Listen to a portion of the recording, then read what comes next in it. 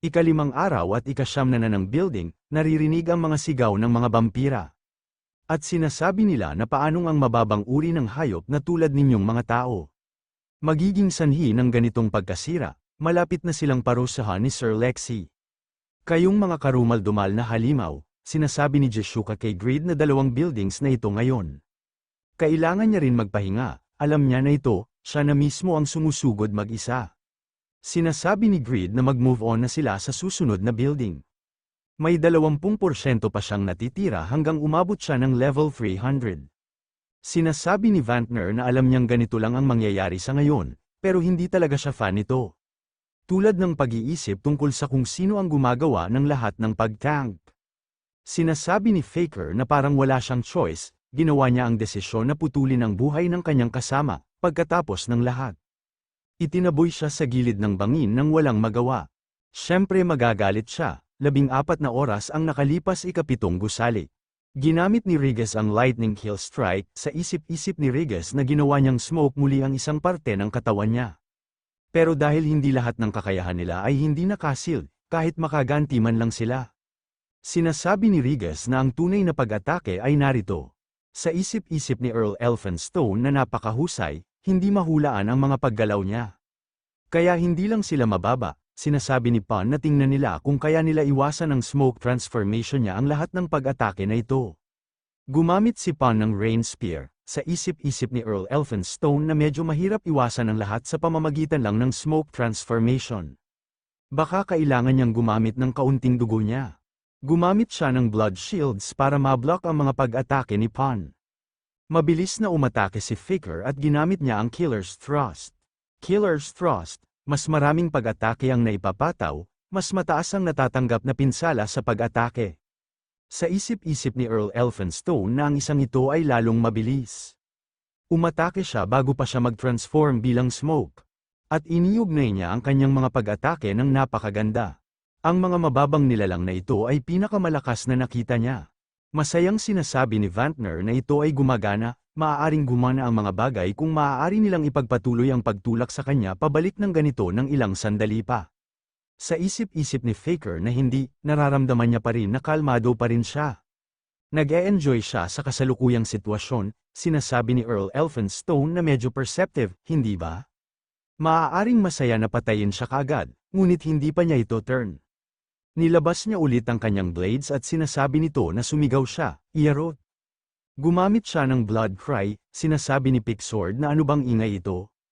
Sinasabi ni Rigas na ang sense of balance niya ay nawala na. Gumamit din siya ng blood thorns, hindi makagalaw si Faker dahil sa mga nakatusok na tinik gamit ang dugo. Blood thorns, nilalason ang daluyan ng dugo ng target, na lubhang nagpapababa sa bilis ng paggalaw nito. Napapamura si Faker at sinasabi nito na isang slow debuff.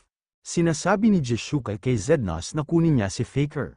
Nagmadali naman si Zednos at ginamit niya agad ang kanyang Blessing of the Wind. Sinasabi ni Earl Elphinstone na tapos na, bilang isang mapagkukunan ng libangan, siya ay talagang nakakatuwa. Gayunpaman, kung isa sa alang-alang niyang tao siya, nakakabitin siya ng husto. Mabilis na dumating si Greed para mablock niya ang pag-atake ni Elphinstone. Sinasabi ni Earl Elphinstone na napakahusay, ito ay dapat kapag ang leader ay pumasok. Ang +9 na failure ay bumaba ng 5 ang durability. Sa isip-isip ni Greed na mas matigas pa sa blue or calcum. Ibig sabihin kung sino man ang gumawa ng yogurt na yan o kung ano man ang tawag dito, siya ay mas magaling na blacksmith kaysa sa kanya. Pero hindi ibig sabihin nun, ganito na lang siya mawawala. Biglang lumabas ang Pavranium at inatake si Elphinstone at sumisigaw ito sa natatanggap niyang pinsala. Napasok ng dugo si Earl Elphinstone at sinasabi nito na hindi ka nais-nais na sakit. Huwag niyang sabihin na ito ay isang divine power, sa isip-isip ni Greed na lahat ng Overguard members ay nasa kalahati na ang health o mas mababa, pero may 80% pa rin ang vampira na ito. Kung hindi niya siya mapapatay ngayon dito, it's over. Sinasabi ni Earl Elphinstone na mayroon siyang napakasamang sandata sa iyo, ganoon pala. Pero walang kwenta basta hindi siya matamaan, sa isip-isip ni Greed na ang mga stats ni Elphinstone ay hindi dapat isulat sa kanyang bahay kumpara sa iba pang mga boss master na may katulad na mga level. Ang dahilan kung bakit mas malakas ang pakiramdam niya kaysa kay Helgao ay dahil hindi kapani-paniwalang mahusay niyang ginagamit ang kanyang mga kakayahan. Gumamit si Heroy ng kanyang skill at sinasabi nito na nanginginig siya. Kailangan niyang magbukas ng landas para sa kanyang Panginoon. Ang tunay na mababang species ay ang kanyang mga ninuno na ang katawan ay pinagpiestahan at pinakain ng mga eels. Galit na galit at sinasabi ni Earl Elphinstone na ang lakas ng loob niya para insultuhin siya ulit. Sa isip-isip ni Grid na sigurado siyang hindi niya mapapatay sa pinsala lang, gamit ang Liefeld Spear. Kailangan niya siyang tapusin gamit ang kanyang sword. Gumamit si Grid ng length kill, kahit meron ba siyang naramdaman ng ganitong kalaking kawalan ng katiyakan noon. Sa pamamagitan ng epekto ng Bloodfield, ninakaw ni Elphinstone ang kanilang health ng Overgeared Guild members, nakabawi ng kahit 1,000 points ang health bawat segundo, sa pag-set up ng battlefield upang pagalingin ang kanyang sarili sa ganitong hanggang mga level. Tunay na inihahandog ni Elphinstone ang kanyang sarili para sa tagumpay. Sinasabi ni Earl Elphinstone na gusto niya bang maabot siya ng husto kaya tumayo siya sa kanyang anino. Anong gamit nito? Ang mga mababang nilalang na tulad ninyo ay laging may mga walang kwentang pag-asa. Sa palagay niya ba magiging maayos ang lahat? Ito ang pagkakaiba sa pagitan ng mga species. Ito ay isang pader na hinding-hindi niya maakyat. Maaari bang maunawaan ng kanyang hindi sibilisadong maliit na isipan ang katotohanan ito? Nagtataka at gulat na gulat si Grid na parehong walang epekto ang Liefeld Spear at ang mga blade niya. Walang paraan para matalo nila ang vampira na ito. Sa kabila ng sitwasyon, hindi nagpatinag si Grid, hinarap niya ang pagkamatay ng direkta.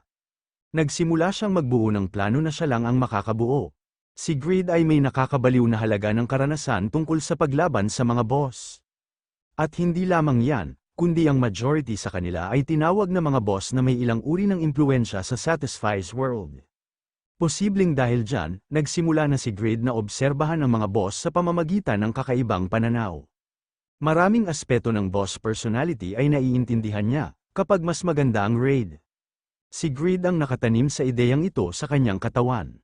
Tulad ng gumawa siya ng mabuting sitwasyon para sa kanyang sarili laban kay Pascal sa paggamit ng isang fortnight's worth of time.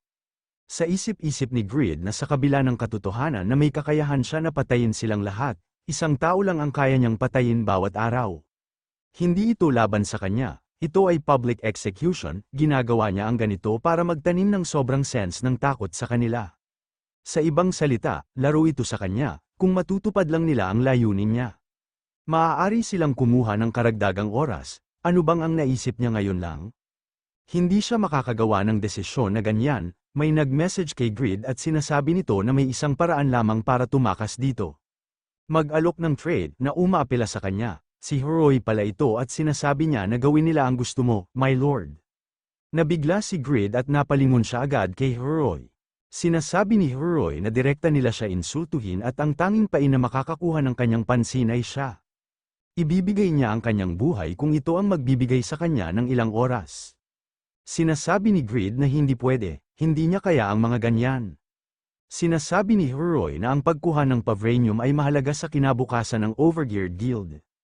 Nakalimutan niya na ba kung bakit nila sinimulan ang expedition na ito? Hindi nila alam ang ginagawa nila dahil nag-uusap lang sila sa kanilang mga sarili, at tinatanong ni Jishuka kung ano ang ginagawa ni Heroy. Sa isip-isip ni Grid na sa kabila ng katotohanan na maaari niyang buhayin ng walang katapusang amount of times, ang karanasan na nawawala sa kanya bilang penalty para sa pagkamatay ay hindi bagay na pwede niya lang baliwalain. Ang experience ay patunay ng kanyang hirap, ito ay bunga ng paggamit niya ng kanyang dalawang kamay.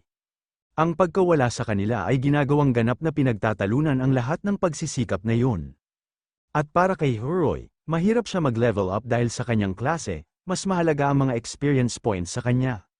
Sinasabi ni Heroy na lahat ng kanilang pagsisikap ay mawawala lang ng parang usok kung silang lahat ay mamamatay dito. Gumawa na siya ng desisyon, my lord, gamitin niya ang buhay niya. Para sa tagumpay ng Guildmaster, hinawakan ni Grid ang kanyang sword ng mahigpit, nahihirapan nito magdesisyon. Naiinis at sinasabi nito na pwede ba tumigil siya. Ang pagiging napakahusay sa kanyang mga salita, paminsan-minsan ay nakakainis. Hindi niya basta-basta gagawin ang desisyon niya, sisiguraduhin niya yan. Humihingi siya ng tulong sa kanya, aking kaibigan, sinasabi ni Heroy na kaibigan. Kay sarap sa tenga, Ikinagagalak niya, nag-message si Grid sa party at sinasabi nito na makinig ang lahat.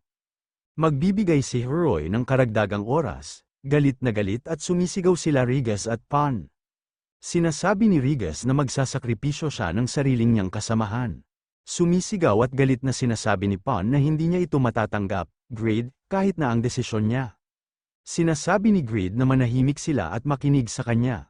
Ang isa pang alternative ay mamatay silang lahat, kung hindi siya sang-ayon sa sinasabi niya. Kick niya sila sa guild gamit ang kanyang authority bilang guildmaster. Sa isip-isip ni Grid na ang pagsuko sa kanya ay magiging desisyon at responsibilidad niya, Heroy. Sinasabi ni Grid kay Elphinstone na ibibigay niya ang kasama niya sa kanya nang naglakas ng loob na bastyusin ang kanyang mga ninuno. Ilabas niya ang galit niya, nagtataka at sinasabi ni Earl Elphinstone na ibebenta niya ang kanyang kasamahan para iligtas ang sarili niyang balat. Ang mga tao ay tunay na kasuklam-suklam, kalunos-lunos na mga nilalang. Gayunpaman, walang dahilan para tanggihan niya ang kanyang alok. Pagkatapos ng lahat, ito ay nagbibigay daan sa kanya na tamasahin ang pagpatay ng kaunti pa. Hindi na talaga mapigilan ang mga galit ng mga kasama ni Grid at sumisigaw ang mga ito. Sinasabi ni Vantner na ano ang ginagawa niya Grid, sira ulo ka na talaga. Sinasabi ni Earl Elphinstone na bibigyan niya siya ng pinakamasakit na kamatayan, ang nararapat sa kasalanang nagawa niya. Ano ang huling salita niya? Sinasabi ni Heroy na wala. Sa isip-isip ni Heroy na sana magtagumpay ang kanyang Panginoon. Nasunog ang katawan ni Heroy, na nagdulot ng hindi maisip na dami ng sakit. At gayunpaman si Heroy ay hindi gaanong sumigaw kahit minsan. Marahil ito ay dahil sa lakas ng pag-iisip na hinasa niya habang nakulong sa basement prison sa loob ng ilang dose-dosenang oras. Sa isip-isip ni Grid na hindi siya titingin sa malayo, bawat segundo ng kanyang huling sandali, makita ito ng kanyang sariling mga mata, gagantimpalaan niya siya ng sapat para maging sulit ito. Sinasabi ni Earl Elphinstone na ito ay medyo masaya, bibisitahin niya silang lahat sa lalong madaling panahon. Sa isip-isip ni Grid na sisiguraduhin niyang ipaghihiganti niya siya sa pagiging guildmaster na hindi magpapatalo.